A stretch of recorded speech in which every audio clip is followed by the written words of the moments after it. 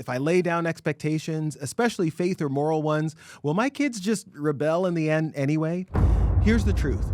Imposing your values is not the problem. In fact, it's essential. The key is how you do it. And I want to help you see that raising strong, thoughtful kids starts with being honest about the fact that you are shaping them already, whether you mean to or not. If you think that you can raise the type of child or teen you want without imposing your values or faith, you are likely to be disappointed. You earned that wisdom, and a loving parent wants to see that wisdom helping their own kids, which looks like healthy relationships, great finances, and living lives of faith. We often get tricked into thinking that reinforcing our values is somehow coercive.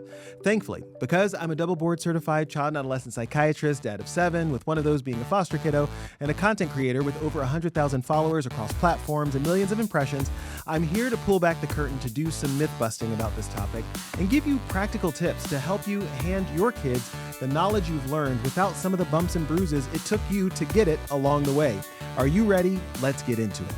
So this episode is for the parent who has ever worried, am I being too strict? Am I pushing my values too hard? If I lay down expectations, especially faith or moral ones, will my kids just rebel in the end anyway? Here's the truth.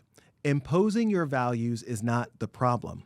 The key is how you do it. I want to help you see that raising strong, thoughtful kids starts with being honest about the fact that you are shaping them already. Let's start with the myth of neutral parenting. If I stay neutral and let my child choose everything for themselves, they'll be stronger and more rational, right? But here's the problem with that. There's no such thing as value-neutral parenting. Every time you say, you should share, you should respect others, you shouldn't lie, you're making a moral argument. You're saying, this is how we live, this is what matters. So the real question isn't if you're shaping your child's values, it's how you're intentionally doing it. Neutral parenting doesn't exist, like the chupacabra, the leprechaun, or unicorns for those who watch Bluey. Here's a visual to help you. Imagine your child is growing up in the middle of a dense forest. Life is full of different paths, voices, noises, and they're trying to find their way. If you hand them a compass, show them how to use it, and explain why it points north, you're not limiting their freedom, you're equipping them. But if you say, figure it out, kiddo, choose your own north, all directions are equal, then they're not freer. They're more confused, more anxious, and more likely to latch on to any loud voice that claims to know the way. Your values, your faith, your example, that's the compass, and your kids need it. And speaking of things you need, clothes tend to be a part of that equation in modern society. And I'd like you to check out the sponsor of today's video, Be Well Collective Apparel. They even have a line with my catchphrase, try again, which is meant to remind us parents to assume the best of our young kids by inviting them to practice this style of conversation that helps us to meet their hearts. Check them out in the link in the show notes and the description to support the movement. Now, back to me. Now here's the part that hits closer to home. Your kids are listening to what you say, but they're believing what you do. If you say faith matters, but skip church when a game pops up, if you say gratitude is essential, but you rarely say thank you, if you say family time is sacred, but consistently let it be interrupted, you're sending a message louder than the words you're intending to speak. Kids absorb values not just by lectures, but by rhythms. So the most powerful way to pass down your values isn't by preaching, it's by practicing. The truth is, setting values reduces risk. So let's talk about the data. You may have heard that setting firm expectations around sex, drugs, or screen use will just make your kids rebel.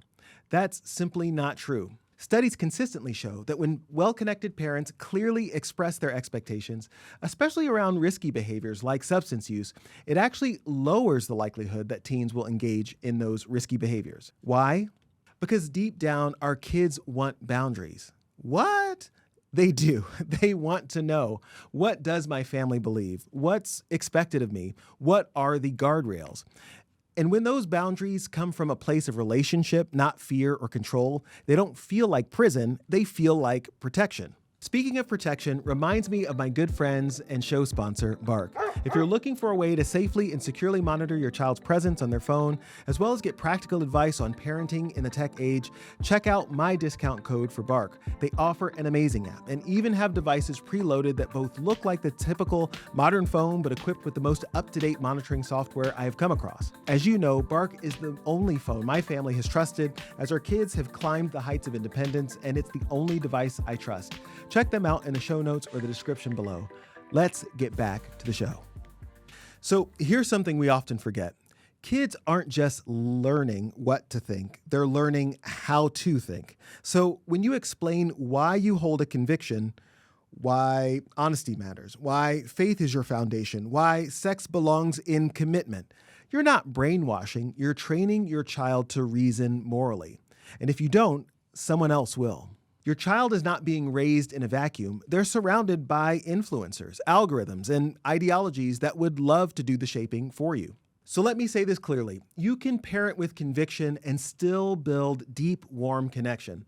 In fact, the most secure kids, the ones with strong identities, emotional stability, and internal motivation, are those who were raised with consistent expectations, emotionally available caregivers, a clear sense of family and faith identity. It's not either or. It's not values or relationship. It's values through relationship. So here's what I want you to walk away with. Don't be afraid to say, this is who you are. Don't shrink back from teaching your faith, your values, your standards. Don't buy the lie that boundaries break connection. They build it when they're paired with love. The compass you hand your kids now is what they'll use when you're not around. And yes, they may wrestle, question, push back. That's normal.